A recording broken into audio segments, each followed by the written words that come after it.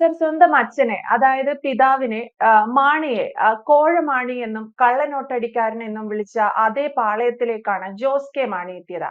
ഇപ്പോൾ പക്ഷേ പലരും ഉറ്റുനോക്കുന്നത് UDF-ലേക്ക് ജോസ് കെ മാണി എത്തുമോ എന്നുള്ളതാണ്. അതുകൊണ്ട് തന്നെ എന്റെ ഒരു ചോദ്യം എന്ന് പറയുന്നതും ഇനി ജോസ് കെ മാണിക്ക് UDF-ലേക്ക് ഇനി എത്രത്തോളം സാധ്യതയുണ്ട് തിരികെ ചെല്ലാൻ?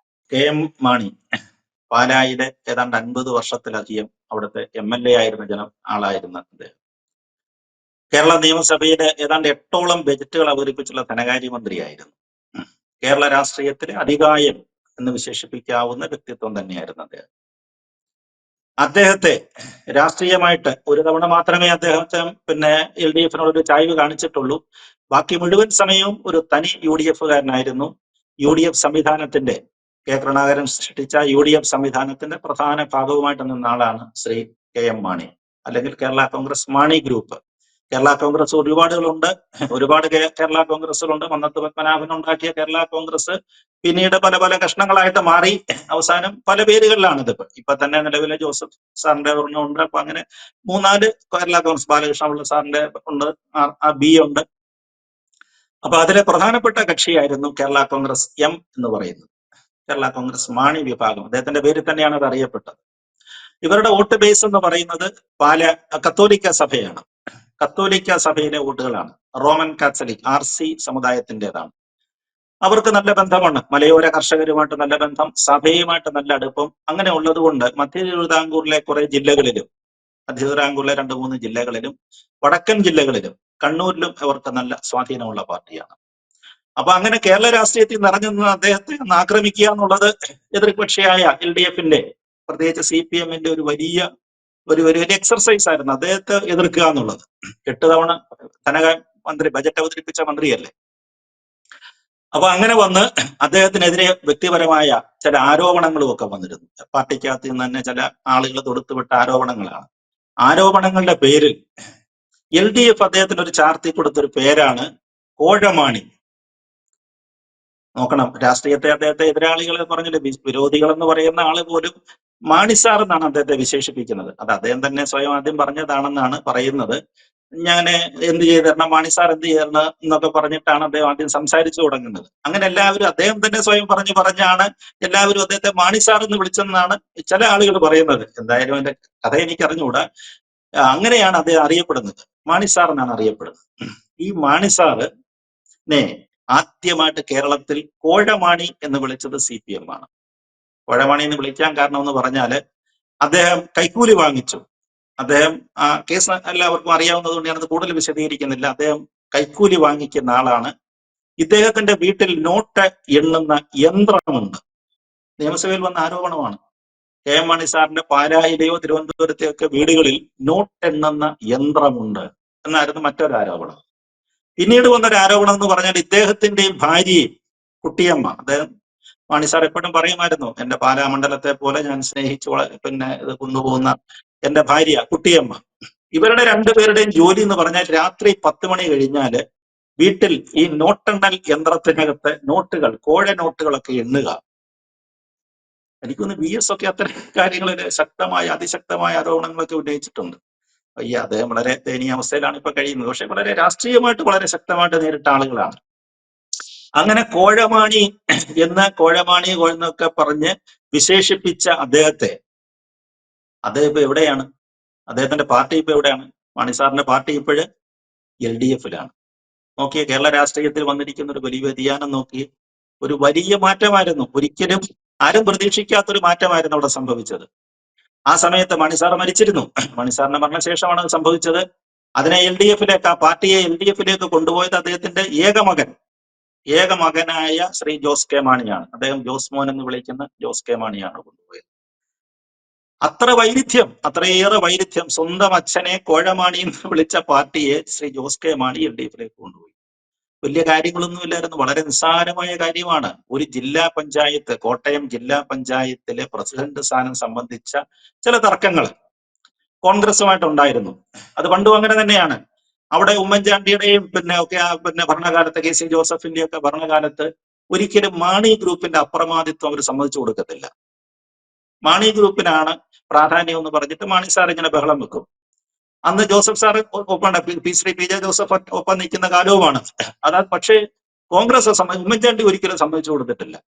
കൂടുതൽ സീറ്റ് വേണമെന്നൊക്കെ ശ്രീ കെ എം മാണി ആവശ്യപ്പെടും. അപ്പോഴും അതിന് വഴങ്ങിക്കൊടുക്കാൻ കോൺഗ്രസ് നേതൃത്വം തയ്യാറായിട്ടില്ല. അപ്പൊ ഇവര് തമ്മിൽ ചെറിയ പ്രശ്നങ്ങൾ അന്ന് തന്നെ ചെറുതായിട്ടുണ്ടായിരുന്നു. പക്ഷെ അതൊന്നും വലിയ കാര്യമായിട്ടില്ലാതെ ഇങ്ങനെ അങ്ങ് പോവുകയായിരുന്നു. രണ്ടുപേരും സഹകരിച്ചൊക്കെ പോവുകയായിരുന്നു. പക്ഷെ മാണി സാറിന്റെ കാലശേഷം ഈ തർക്കം വലിയ വിഷയമായി. ആർക്കും പരിഹരിക്കാൻ പറ്റാത്തൊരു തർക്കമായിട്ട് അത് മാറിക്കഴിഞ്ഞപ്പോൾ എന്ത് സംഭവിച്ചു? അവസാനം ഇവർക്ക് UDF വിടേണ്ടി വന്നു. UDF-ൽ നിന്ന് പുറത്തു പോകേണ്ടി വന്നു.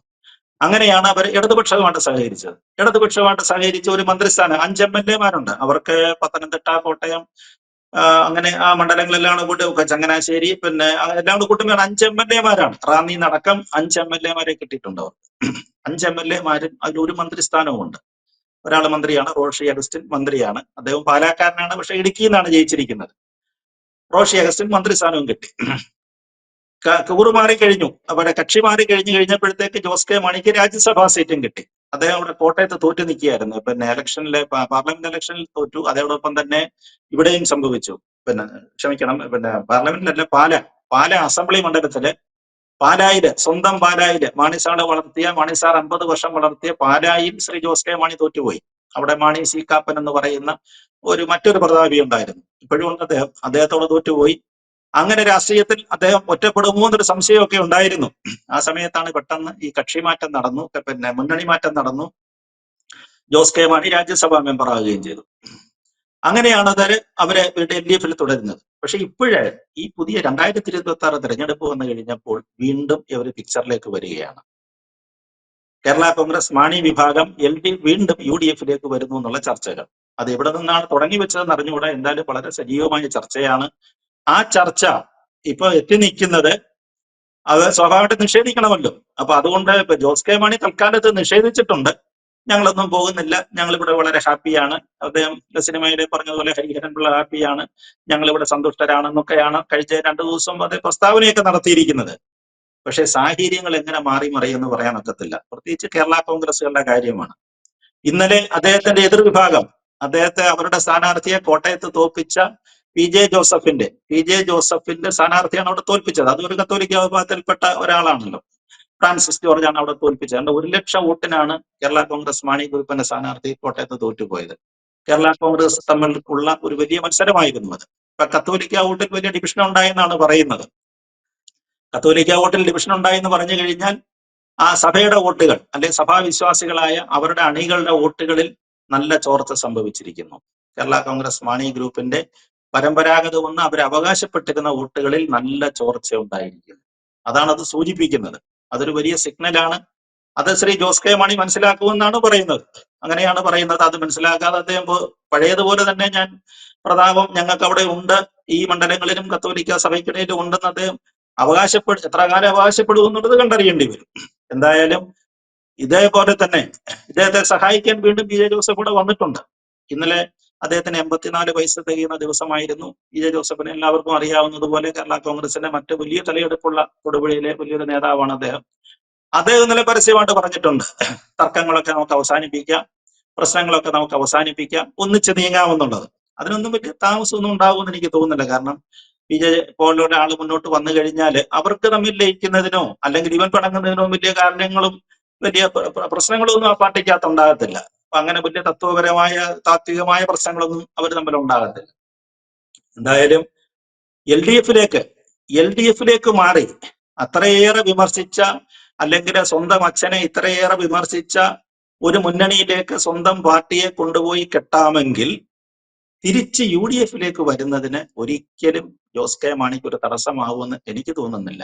കാരണം എന്ന് പറഞ്ഞാൽ അവരുടെ MLA-മാര് ഇപ്പൊ അങ്ങനെയാണല്ലോ പറയുന്നത്, UDF-നായിരിക്കും അടുത്ത തവണ ഭരണം കിട്ടാൻ പോകുന്നത് എന്നാണ് സ്വാഭാവികമായിട്ട് പറയുന്നത്. അപ്പൊ ഭരണം വിട്ടൊരു കളിക്കൊന്നും കേരള കോൺഗ്രസുകളൊന്നും തയ്യാറാകത്തില്ല. കാരണം അവരെ സംബന്ധിച്ചിടത്തോളം അങ്ങനെയാണല്ലോ, അതിന്റെ അണികളെയൊക്കെ കാര്യങ്ങളെയൊക്കെ പിടിച്ചു നിർത്തണമെന്നുണ്ടെങ്കിൽ ഭരണം വേണം, അല്ലാതെ പ്രതിപക്ഷത്തിരുന്നിട്ട് എന്ത് ചെയ്യാനാ.